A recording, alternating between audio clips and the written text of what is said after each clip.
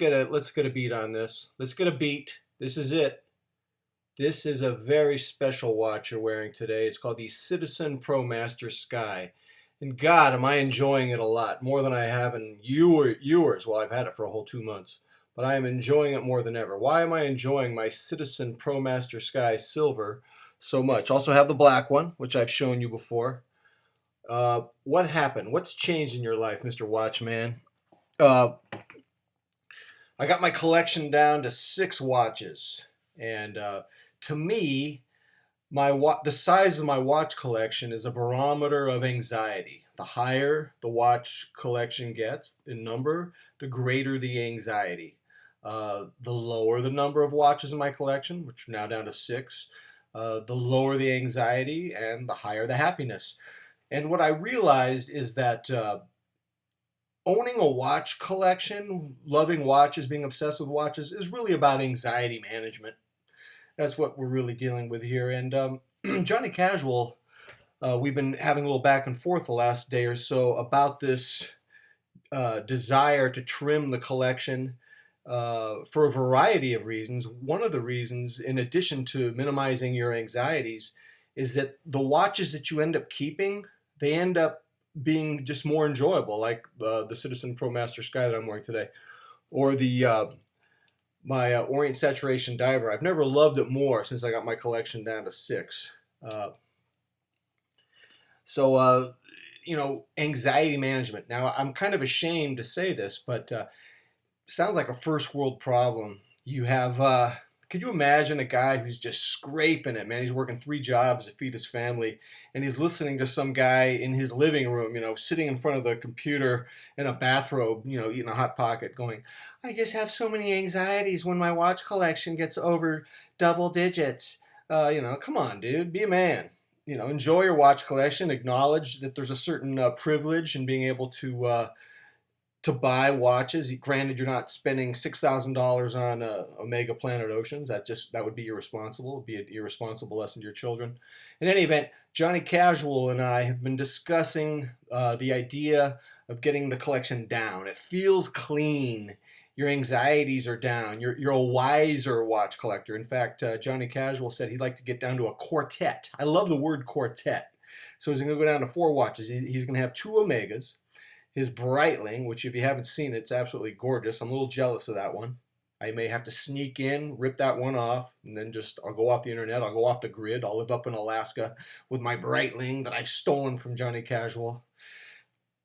Anyways, and then he wants to get the Seiko Marine Master 300. You can get those for about $1,500 if you look carefully. I love that watch, but you got to send it to Japan. So what I'm looking at is that by minimizing my buys, I'm going to reach a point, and I used this language with Johnny Casual yesterday, where I could become a watch ninja master wise man. And this would be a guy, and this is a joke. But I would love to be this guy who has this wisdom about watches and doesn't buy any. He loves watches. He gives people who are watch obsessives, he gives them consultations about watches, but he's beyond buying them. He's beyond that. He's sort of like the martial arts fighter who's so good, he doesn't even have to do tournaments anymore. He's just too good to even do tournaments. I would love to be a watch ninja master wise man who only has like a quartet of watches, though. That's probably not going to happen until I complete my collection, which will probably be in another month or 2.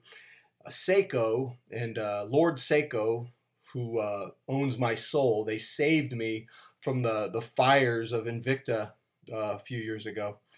It turns out that Seiko has a new watch coming out. It's 50 millimeters big. It has the venerated 4R, I think 3/6 movement, which is in the Seiko Sumo.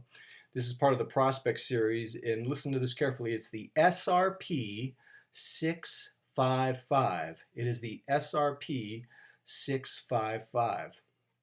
And I love it. I love it. You have to see it. It is bold. Just the contrast of those white lume markers.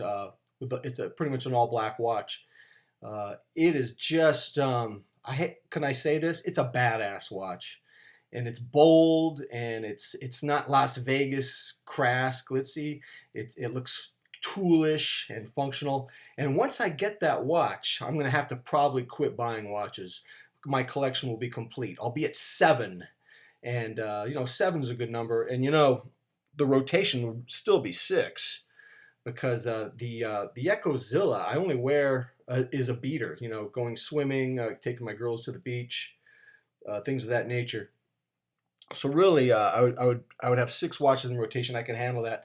And then once I reach that state, I think I need to become a watch ninja master wise man, someone who has conquered anxiety and desire, and someone who still talks about watches, uses watches as a springboard to delve into other obsessive matters, philosophical matters.